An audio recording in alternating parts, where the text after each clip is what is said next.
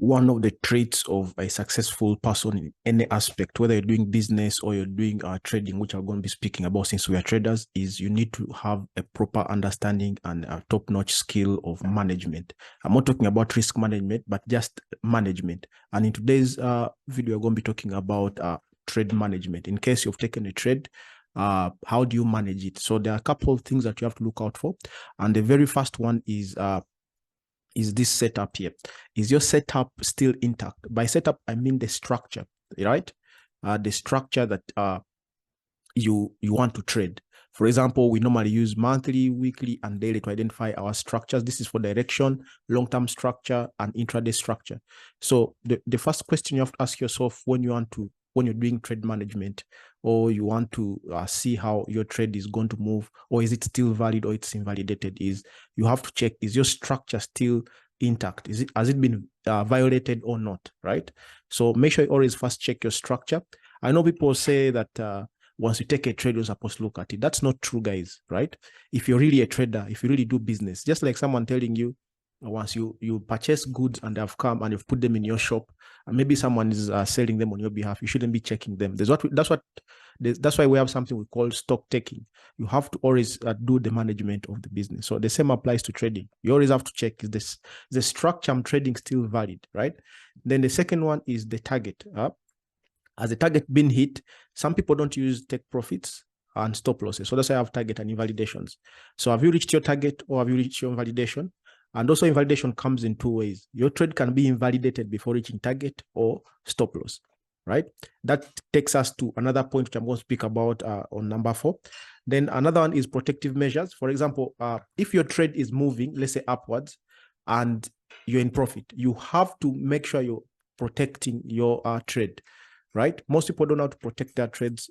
By protecting your trade, I mean like you can use things like trading stops, or what we call a positive stop loss, whereby you shift your stop loss. If your stop loss was down here and this was your entry, right, and your target is maybe somewhere up here, you shift this stop loss and bring it above entry, and you keep moving it by a certain number of pips as your trade is moving. But again, some people tend to put it so close that the trade does a small breathing and kicks them out, and it continues. So you have to make sure that you learn how to do the protective measures correctly, so that you're not kicked out of a good trade, right?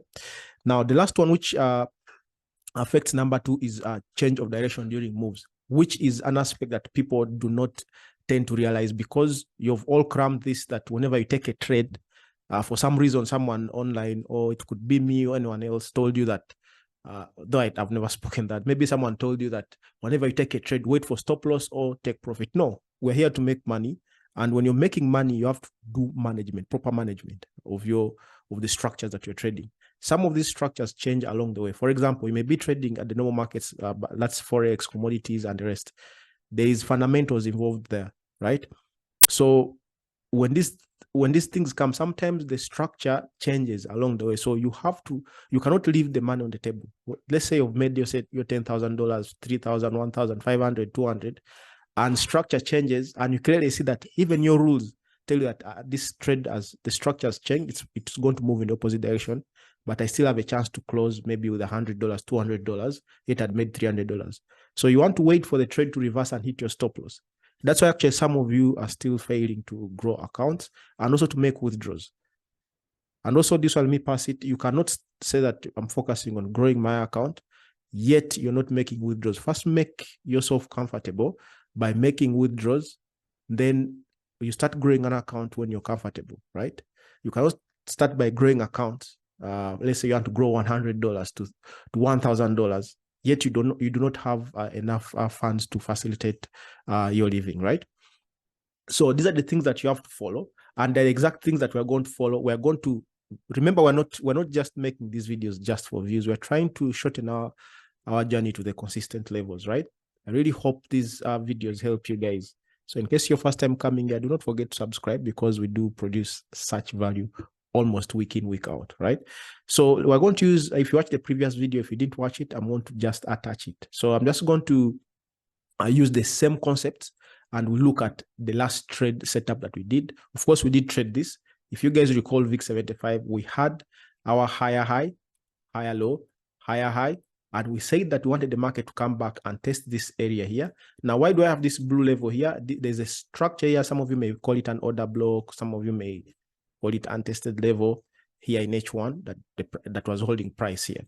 So we wanted price to come react here, right? Come and make us a lower high, and then it breaks below here, which didn't happen, so that we can start going downwards to target here and target here. But remember, I told you guys the first target was this, which the market reached. It didn't reach exactly this green slab, but of course, it's a skill that you need to know about, right? There was a structure here. I'm just going to show you in a bit. So we have to, how do you manage your trade in case you had taken this structure or you wanted to trade this structure of V75? I'm just going, let me just delete this. We're going to look at how are we managing this trade, or how would you manage it? Let me just delete all this so that we can do it afresh. So what's the structure that we are trading? The structure we are trading is this. We said this whole area is our area of interest, right? I hope you guys can see the red color, or I hope it's not also too bright. This is our structure that we want the market to. This is our structure that we wanted to use to trade the price, right? And also we have a number of confluences. For example, we have the EMA 200, which I've taught you guys in a certain video. You can just go and watch it in case you didn't watch it. So that is weekly. And then when you come down to the daily time frame, also we did have a number of confluences. For example, we talked about untested levels at this area here. Also, we had the number of areas that this was a certain high that the market had not tested properly here. There was a break of structure here. The market went through, came back down, but didn't test properly. So it was also confluencing with this area here. Also, we talked about the market creating a higher low, and then the market pushing up aggressively and having a structure around here that the market needed to come and retest, which was confluencing with that H4 structure. So this is an area of interest which the market could actually push back into before maybe selling, unless it broke above on the retest and we continue up with the long-term buy. But I still believe our setup is valid, right? Now let's come down to H4, which I'm going to focus on so much because where it's the most important time frame for taking entries. So if you look at this, the market created this high here, which we expected the market would come and touch, react on, and break, and then we start pushing down, which it has not yet changed. This means that there's no change of trend yet, right?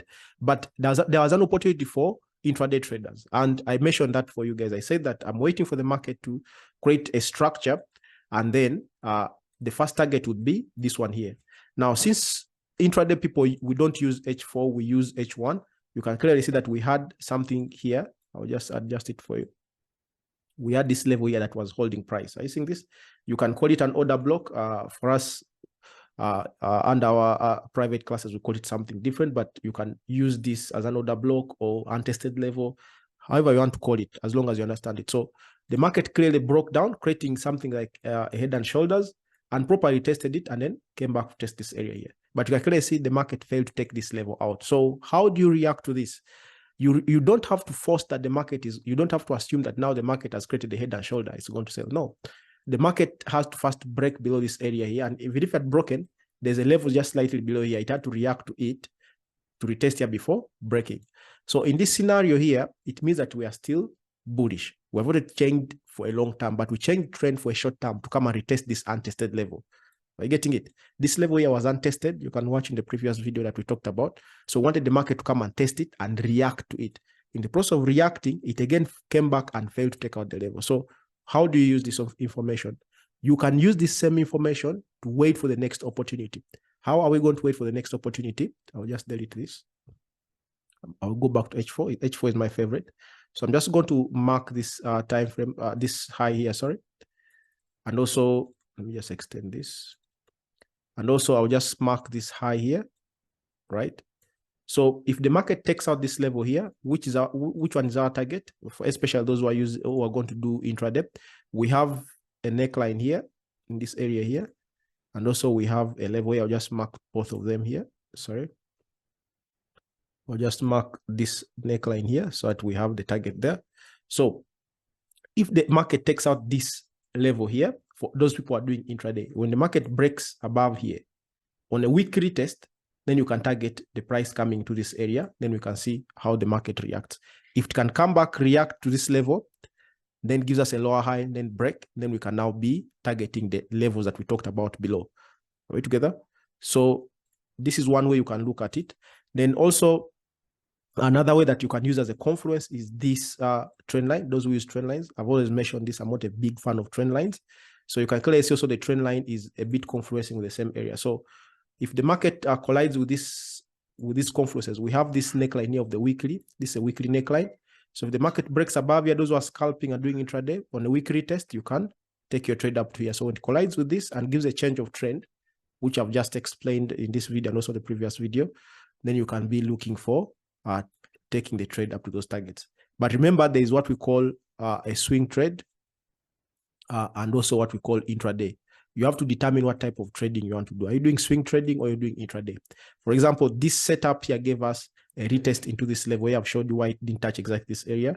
It's because we had an order block, how you guys call it, order block or untested level in H1.